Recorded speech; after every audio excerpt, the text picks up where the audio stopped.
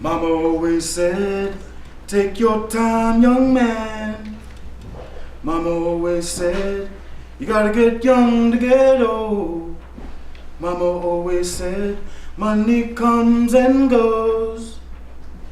Mama, she don't know. A 20-year-old man was shot to death at close range today in South Providence. He had been both a victim and a suspect during his short life.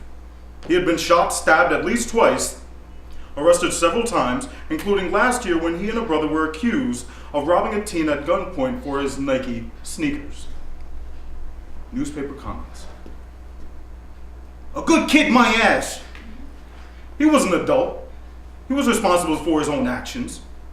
I say he had a criminal record.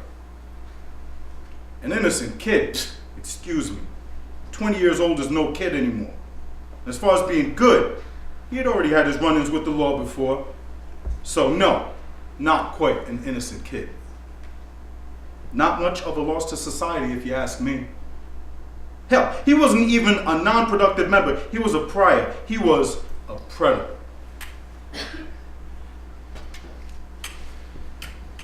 Today, I went to console a young man who received dreadful news last night. With tattoos blooming from his orange jumper through the metal links that held his hands in forced prayer, his nose stuffed, veins on his neck and hands throbbing from sobbing. Words cannot explain. With both my hands up to show I had nothing in my hands, I asked the guard if I could touch him. See? I gave him a hug like I do my son.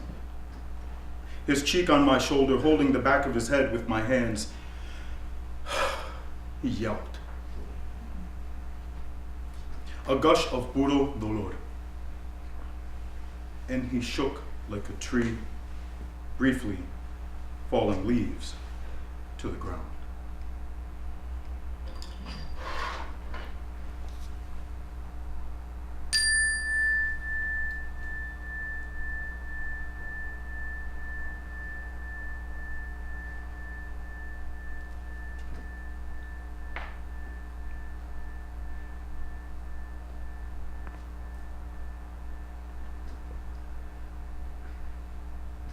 So energy, right?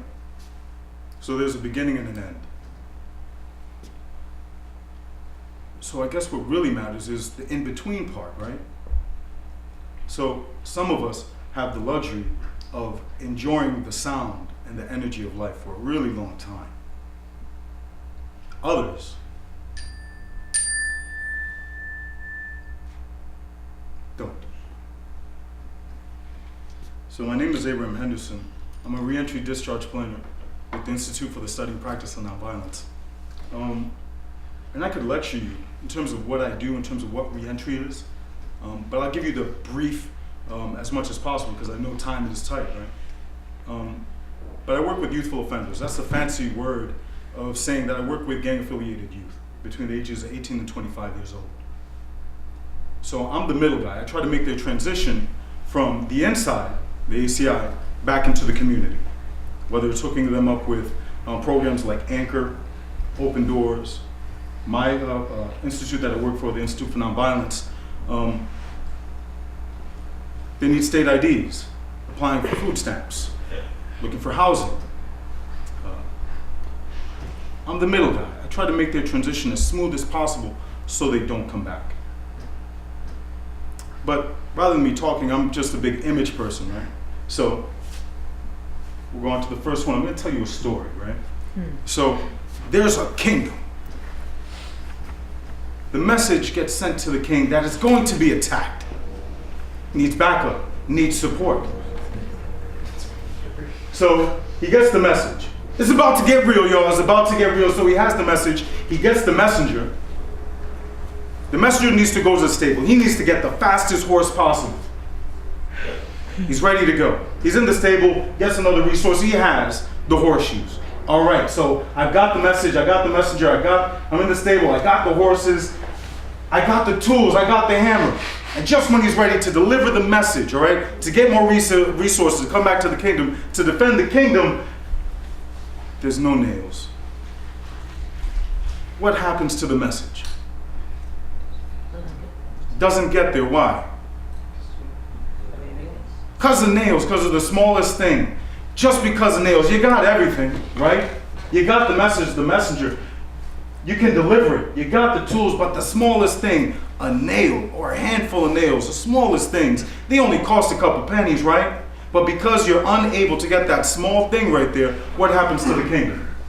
It falls. The message never gets delivered. Your kingdom fails. So what reentry really is basically at the end of the day is trying to provide as many resources as possible so people can have a successful life on the way out. So they know how to use their tools, okay? So in this discussion, it's an awesome discussion, and I love Everett Dance Theater for a lot of reasons, but I'm so excited, I'm so jazzed that Everett Dance Theater is having this right here, because we talk about the problems, and there's a lot of problems. About to get into some problems, because I'm not trying to sell you no dreams, right? But I'm trying to tell you that there are at least a couple things in motion to try to alleviate the serious problems out there. I mean, it's small, it's David and Goliath type of time, you know? But there are some things available. But as I get into it, right? Because I get on some nerdy tips sometimes. And I'm like, you know, I could read your poems and I could talk to you, right? But I'm a numbers dude, right? The more you know, the more you get paid. The less you know, the more you get played. So I'm trying to educate you a little bit about in terms of the numbers, so now we all become educated, and so we could at least put some knowledge and some power behind our words, okay? So these are just some national statistics right here, okay? We can look at the national statistics, just race-wise in the United States. 64% white, 12.4% black, and 15.2% Hispanic, 4.4% Asian, 4% other, you know? But the one thing that always really bugs me out is this right here. Black and Hispanic Latino nationally, only 27.6% of the population, okay? But yet, you look at the prison population with 67%. Let that marinate for a little bit. Because as the news starts to tell you about this person was a gang member, they had a long history, and this, that, and the other, there's some place where it came from, because it's really simple to say somebody's a real bad person, okay? That they are prior to society. But just look at these numbers right here. And again, I'm not saying that I got any answers. The whole thing about this, right, is just to have a conversation, to instigate conversation. Maybe these numbers can help you out with that. In the state of Rhode Island, so we looked at the national, right? Let's bring it a little bit more home, okay? I think my man was talking about it. We said, you know, you can't see the forest from the trees. I like to say you can't see the city from the alleys. So we're going to take ourselves out here, and we're going to look at our own state for a little bit, right? Our state right here is 81.4% white, Caucasian, only 5% black, 12.4% Latino Hispanic, and 2.9% Asian. Then we look at our prison population. About 0.5% is white, okay? But check out the jump between the black population here, from 5.7 to 28.7. That's quadruple the state average. Let me repeat that again, okay? Quadruple the state average of the black population, 28.7 in the ACI, 19.6 Hispanic and Latino. Rhode Island minority population combined with Hispanics, Latinos, and Asians is 21%, but yet the minority population in prison is more than half at 50.3. You ain't got to believe what I say. Numbers don't lie, right? 21% compared to 50.3. But then you look at our education and our college comparisons in the state of Rhode Island, 9% black attend college, 6.3% Hispanic and Latino, 6.3% Asian. So that means our kids, my kid, has a way better chance, for some reason or another, to end up at the ACI than to go to college. I'm not giving you any answers. I'm just setting the plate for you.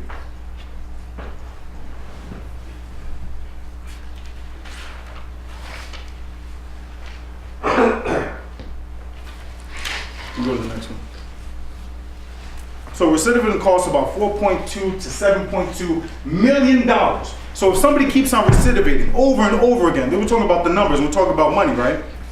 4.2%, 7.2% in a lifetime. Somebody that keeps on recidivating, coming back, coming back, coming back. Now we're going to talk about a little bit about the money system here, a little bit of the cash cow. And to answer it, how much does it cost average in the state of Rhode Island to incarcerate somebody?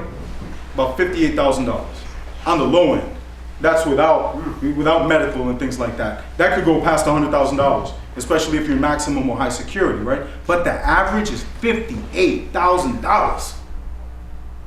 It's cheaper to go to CCRI and community and go to Rhode Island College. So it costs more money to incarcerate somebody than it does to educate them.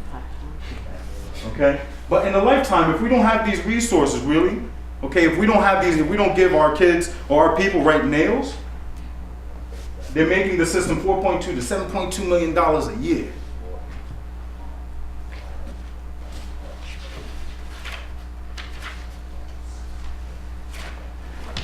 So I ask myself, right? Who, what, when, where, and how? I don't got any answers. I just came real brief just to send a message right here. And hopefully this conversation could branch into something much deeper than this, okay? I guess this is the part where I'm just going to take some questions.